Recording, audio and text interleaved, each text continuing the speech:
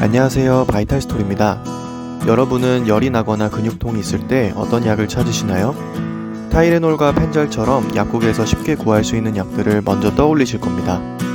하나를 먹어보고 좋아질 때도 있지만 여러 알을 복용해도 열이나 통증이 해결되지 않을 때 어떤 방법으로 복용 효과를 높일 수 있는지, 또는 원래 간이 안 좋거나 신장이 안 좋은 분들의 경우 어떤 해열 진통제를 선택해야 하는지 도움을 드리고자 오늘 영상을 준비하게 되었습니다. 최근엔 백신 접종 후 발열과 근육통으로 문의도 많이 오는 만큼 마지막엔 백신 접종 후 적절한 해열 진통제 선택에 대해서도 말씀드릴 건데요. 하나씩 천천히 함께 알아보겠습니다.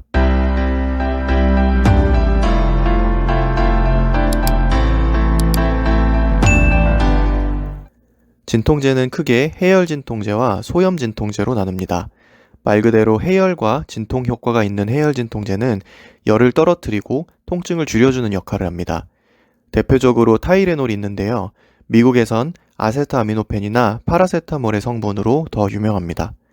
국내 상품명으로는 타이레놀, 게보린, 펜잘큐의 주 성분으로 판매가 되고 있습니다.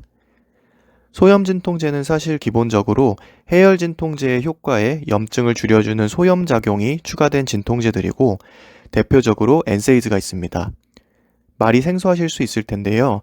사실 엔세이드는 굉장히 광범위한 용어로 여러분이 익숙한 아스피린, 이부프로펜, 나프록센과 같은 상품들이 이곳에 포함됩니다. 이 중에서 오늘은 타이레놀과 엔세이드 중에서도 보편적으로 많이 사용하는 이부프로펜을 비교해 알아보겠습니다. 타이레놀은 아세트아미노펜이란 성분의 상품명인데요. 아세트아미노펜의 함량에 따라 300mg, 500mg, 650mg처럼 다양하게 판매가 되고 있습니다. 게보린과 펜잘의 경우 아세트아미노펜 300mg과 부수적인 성분으로 구성이 되어 있습니다. 큰 부작용은 없는 탓에 상당히 넓은 범위에서 사용되고 있는데요. 주로 두통과 근육통, 해열제로 사용되고 있습니다. 성인에서 추천 용량은 4시간에서 6시간마다 650에서 1000mg이기 때문에 1회 이전까지도 복용 가능합니다.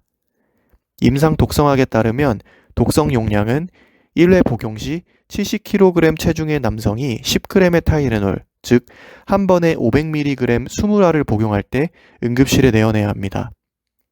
다시 말해 하루 6알 정도의 복용은 권장 용량보다는 많지만 응급실에 갈 정도로 위험한 복용은 아니라는 말입니다.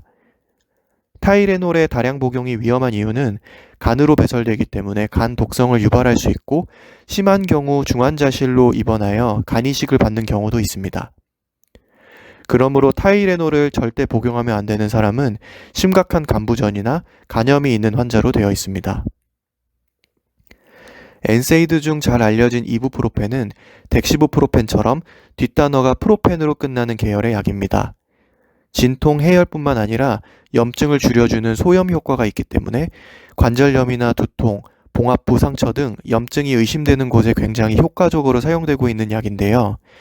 약이 소화되며 신장으로 배설되기 때문에 급성 신부전을 일으키거나 위궤양을 일으켜 위장염을 유발하기도 합니다. 따라서 신장 기능이 안 좋은 사람이나 고령의 경우 타이레놀을 처방하는 것이 더 적절합니다. 그래서 동네 의원에서 할아버지나 할머니들께 처방하는 약들을 보면 타이레놀을 더 많이 처방하는 것을 알 수 있습니다.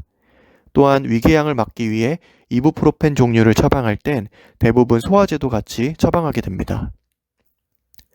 응급실에선 어떤 순서로 해열 진통제를 사용할까요? 보통 나이를 먼저 고려하고 두통이나 장기의 염증처럼 엔세이드가 첫 번째 치료로 되어 있는지 혹은 간이 좋지 않아 타이레놀의 금기가 있는지 확인한 뒤 적절한 해열 진통제로 치료를 시작하게 됩니다. 만약 약의 금기 사항이 딱히 없다면 부작용이 적고 약한 약부터 시작하여 점점 센 약으로 강도를 올려 사용하게 됩니다. 이후 이득을 따져본 뒤 사용하지 않은 다른 계열의 약을 사용하고 마지막으로 마약성 진통제를 쓰는 순서가 일반적입니다.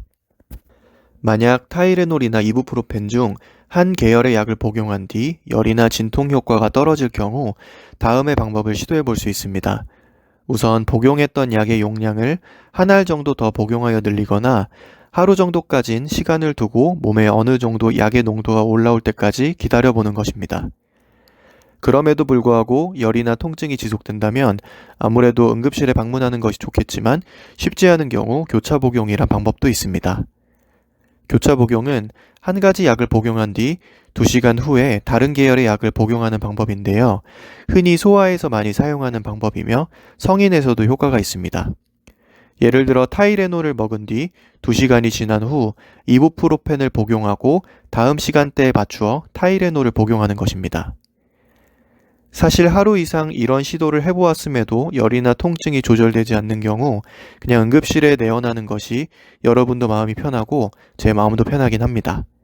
무엇보다 병원에서 검사를 해보고 이상이 없는지 확인하는 것이 제일 확실한 방법이기 때문입니다. 최근 코로나 백신 접종으로 발열과 통증이 동반되어 많은 사람들이 어떤 해열제를 복용하는 것이 맞는지 궁금하신 분들이 많습니다. 기본적으로 엔세이드 계통은 면역 항체가 만들어지는 생성률을 떨어뜨릴 수 있다는 일부 보고가 있어서 아직까지는 타이레놀을 복용하는 것이 적당하다는 게 대세라고 보여집니다. 화이자나 모더나의 부작용인 심근염과 심낭염을 예방하기 위해 이부프로펜을 복용하는 것이 좋을 수 있다라는 말도 있지만 사실 심장 자체의 출혈 경향을 높일 수 있고 심낭염이라는 특별한 경우에만 엔세이드가 치료로 이용되기 때문에 적절한 방법은 아닙니다. 미국 질병관리센터인 CDC에서도 백신 접종 후 특별한 증상이 없다면 예방적 목적으로 타이레놀이나 이부프로펜을 복용하는 것은 권하지 않는다고 명시되어 있습니다. 오늘 내용을 정리해보면 진통제는 크게 해열 진통제와 소염 진통제로 구분되며 각각 아세타미노펜과 엔세이드라는 성분으로 다양한 상품이 있습니다. 특히 우리에게 익숙한 타이레놀과 이부프로펜이 서로 다른 계열의 약을 대표하고 있는데요. 그중 타이레놀은 적은 부작용과 범용성으로 많은 곳에 두루 사용되나 간독성이 있는 탓에 간이 안 좋은 사람은 피해야 합니다. 독성 용량이 하루 10g 정도로 500mg짜리 20알 정도로 한 번에 복용하였을 땐 반드시 입원하여 치료할 정도로 고용량이라고 할 수 있습니다. 이부프로펜은 소염 효과로 인해 염증이 문제가 되는 관절염, 두통, 봉합 후 상처 등에 효과적으로 사용이 가능하지만 위궤양을 유발할 수 있고 신장으로 배설되기 때문에 나이가 많으신 분이나 신장 기능이 떨어져 있는 분들은 주의해서 사용해야 합니다. 만일 해열제를 복용 후 큰 효과가 없다면 교차 복용이란 방법을 사용해 볼 수 있는데 서로 다른 계열의 해열제를 2시간 간격으로 복용해 보는 것입니다. 무엇보다 열이 잡히지 않거나 통증이 심하다면 가까운 병원에 방문하여 검사를 해보는 것이 중요하다고 할 수 있겠습니다. 최근 코로나 백신 접종 후 이부프로펜이 항체 생성률을 떨어뜨릴 수 있다는 보고가 있어 아직은 타이레놀을 복용하는 것이 무난하다고 생각되며 두 약 모두 예방적 목적으로 복용하는 것은 권장되지 않습니다. 생각보다 해열제의 선택은 많은 것을 고민하고 환자가 가지고 있는 배경질환에 맞추어 선택을 하게 됩니다. 건강에 큰 걱정이 없는 분들은 어느 약을 먹어도 대세에 지장은 없지만 기저질환을 가지고 있는 분들은 약 하나에도 굉장히 많은 신경을 쓰고 민감한 분들도 많습니다.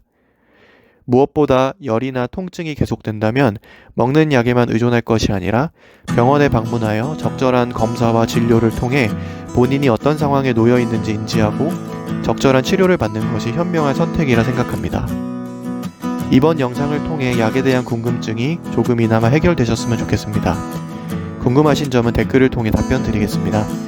정확한 지식과 도움이 되는 영상으로 다시 찾아오겠습니다. 오늘 영상도 봐주셔서 감사합니다.